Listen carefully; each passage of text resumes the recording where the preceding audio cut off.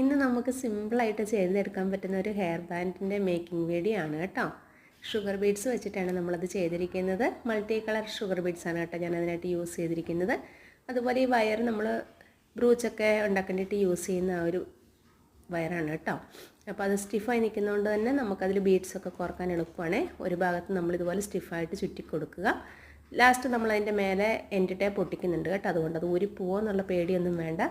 പിന്നെ നമ്മളിതാ ഇതുപോലെ ഒരു 4 ബീഡ്സ് വെച്ചിട്ട് ചരിച്ച് ഇതുപോലെ ചുറ്റിയെടുക്കുക ചെയ്യുന്നത് കേട്ടോ. കുറച്ച് ഗ്യാപ്പ് ഇട്ടാണ് ചുറ്റിയെടുക്കുന്നത്. അപ്പോഴാണ് നമുക്ക് ആ ഒരു ഗോൾഡൻ ബോയുടെ ഭംഗിയെല്ലാം കൂടി അതിന് കിട്ടുക കേട്ടോ.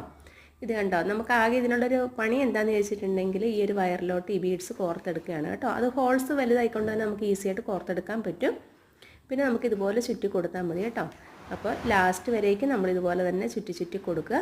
അതിനുശേഷം നമ്മൾ ആദ്യത്തിൽ കുറച്ച് ചുറ്റിട്ട് കൊടുത്തില്ലേ, അതുപോലെ തന്നെ ആ ബാലൻസ് വരുന്ന ആ ഒരു ബ്രൂച്ച് വയറെല്ലാം കൂടി നമ്മൾ അവിടെ അങ്ങ് ചുറ്റി കൊടുക്കുക കേട്ടോ.